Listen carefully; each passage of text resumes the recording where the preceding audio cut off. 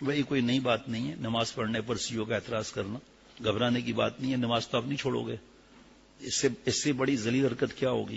آپ کی نظر پڑ گئی نا شیٹ پر، دوست ہیں اللہ تعالیٰ نے بڑی نوکری دی ہے، وہ گئے تو شیٹ جو ہے سی او صاحب کی ٹیبل پر ایک شیٹ رکھی ہوئی تھی، اس پہ نام لکھا تھا، نماز کے اوقات لکھے ہوئے تھے، پیسے کاٹ دیں گے تو کیا ہوگا؟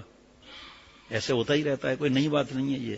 رقیبوں نے رپٹ لکھا یہ جا چا کر تھانے میں، اکبر خدا کا نام لیتا ہے اس زمانے میں۔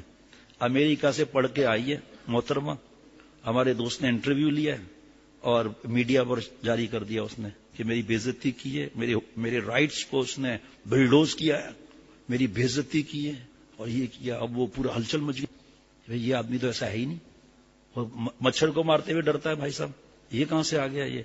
بڑے افسر نے بلایا، ضرورت نہیں ہے اس کی پوسٹ بتانے کی۔ کم سر میں تو الحمدللہ میں نے تو ایک کو ساتھ بھی بٹھایا ہوا تھا، تنہائی میں مجھے ڈر لگتا ہے، یہی بولیں گے تنہائی میں ڈر لگتا ہے، آپ اس سے پوچھ لیں میں نے کیا بات کی ہے۔ انکوائری بھی پتا چلا وہ گردن چھکا کر انٹرویو لے رہا تھا۔ محترمہ کو تکلیف پہنچ گئی کہ میرے حسن کو ذلیل، اصل تو یہی ہے نا، حسن کو ذلیل کر دیا میڈیا پر، کبھی یار تو مروائے گا یار ہمیں، میڈیا پر آ گیا ابے تبے یار وغیرہ۔ ارے چریے موالی قسم کے لوگ کہ دین پر جو چل رہا ہے تمہیں تکلیف ہو رہی۔ خوش ہونا چاہیے ہمارے آرگنائزیشن میں ایسے لوگ ہیں نمازی، اب وہ شیٹ نکال کے بیٹھا ہے، وہ شیٹ کو چھوڑو، آخرت کی شیٹ کی فکر کرو، فکر نہ کرو، رزق اللہ کے ہاتھ میں۔ اس سے پہلے بھی تو 2 مرتبہ ایسا ہوا تھا، پھر اس سے اور اچھا رزق مل گیا۔ جیسے 2 رکعت پڑھو، فکر یا سبوح یا قدوس یا غفور یا ودود پڑھ کے دم کرو، اللہ سے مانگو۔ اب جتنا قرب قیامت ہے تو یہ مسائل تو آ رہے ہیں، اس پہ کوئی ایسی بات نہیں ہے، قسمت کی بات ہے۔ جرمنی میں ہمارے دوست گئے، وہ وہاں جاب کے لیے گئے، تو انٹرویو ہوتے جب آخری اسٹیج تھا تو ہمارے دوست نے کہا میں داڑھی نہیں کٹواؤں گا، کہ میرا تیری داڑھی سے کیا واسطہ؟ تو انٹرویو میں نے داڑھی کا تو نہیں لیا، ڈگریوں کا لیا، اس میں تم پاس ہو، تمہارا اپوائنٹمنٹ کر رہا ہوں، تم یہ بتاؤ تم اپنی ہولی بک جو ہے قرآن پاک تم لاؤ گے یا ہم پرووائڈ کریں؟ جس پر تم نماز پڑھتے ہو جا نماز، وہ تم لاؤ گے یا ہم لائیں گے؟ قسمت کی بات ہے یہ سب، اللہ تعالیٰ۔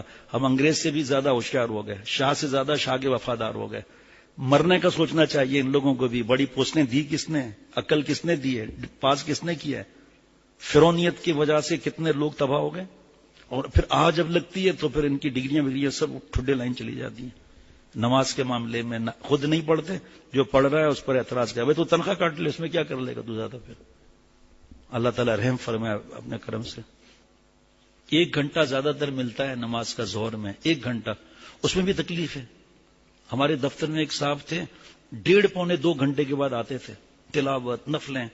تو بابا نے مجھ سے کہا بھائی کیا کریں، مجھے تو ڈر لگتا ہے اس کو منع کرتے ہوئے۔ بابا آسان سی بات ہے، استفتاء جمع کرا لے، فتویٰ مل جائے گا۔ بنوری ٹاؤن سے فتویٰ آیا کہ آپ خائن ہیں، آپ کو پکڑ ہوگی اس پر، نفلی عبادت پر، آپ کو 1 گھنٹہ دیا گیا ہے، اس سے اوپر کرنا آپ کے جرم میں، پیسے جمع کرو۔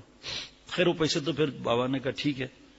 ایک صاحب اور رکھا ایڈمنسٹریشن میں، بعض لوگوں کو خشکی ہوتی ہے، میرے پاس آیا سر، میں نے کہا ہمارا سر تو ادھر ہے بھائی، سرور بولنے کی کیا ضرورت ہے، مجھے مزہ نہیں آتا، آج کل مجھے بولتے ہیں سر، جو دفتر وغیرہ سر۔ میں نے کہا ٹھیک ہے، تو جو ہے کہا یہ مجھ سے نہیں ہوگا، غیبت حرام ہے اور یہ۔ میں نے کہا بھائی آپ ماشاءاللہ دیندار ہیں، اللہ مجھے دیندار بنائے، بنوری ٹاؤن قریب ہے، وہاں چلے جاؤ، جا کے لکھ کر جو لکھنا ہے آپ لکھ لو۔ کا دکھاؤں؟ میں نے کہا ضرورت ہی نہیں مجھے بتانے کی، آپ لکھ دیں آپ کو کس ڈیوٹی پر رکھا ہے۔ وہ پھٹا ہوا تھا فتویٰ، بعد میں پھٹا تھا، اب تک میرے پاس رکھا ہوا ہے، خیال میں 30 سال سے اوپر کا ہوگا۔ اس پہ لکھا تھا آپ تنخواہ کس چیز کی لیتے ہیں؟ ایسی میں غیبت کی کیا بات ہے اس میں؟ ایک آدمی چوری کر رہا ہے، گڑبڑ کر رہا ہے، آپ کو نہیں بتاؤ گے؟ آپ کو تو فرض ہے بتانا۔ آپ بہتان مت لگاؤ، جان بوجھ کے پھنساؤ مت، حق بات ہے لکھ کر دو ورنہ چھوڑو نوکری کو۔ اب اس طرح بھی خوشی ہو جاتی ہے بھائی۔ اللہ تعالیٰ طبیعت اچھی کر دے، اللہ فائدہ دل میں اتار دے، ہم سب کو اللہ والا بنا دے بھائی۔ دادی اماں کو صحت عطا فرمائے، عمیر نہال بھائی کے والد صاحب کی طبیعت ناساز ہے۔ اچھا سبزی دھنیا پودینہ۔ ربنا تقبل منا انک انت السمیع العلیم۔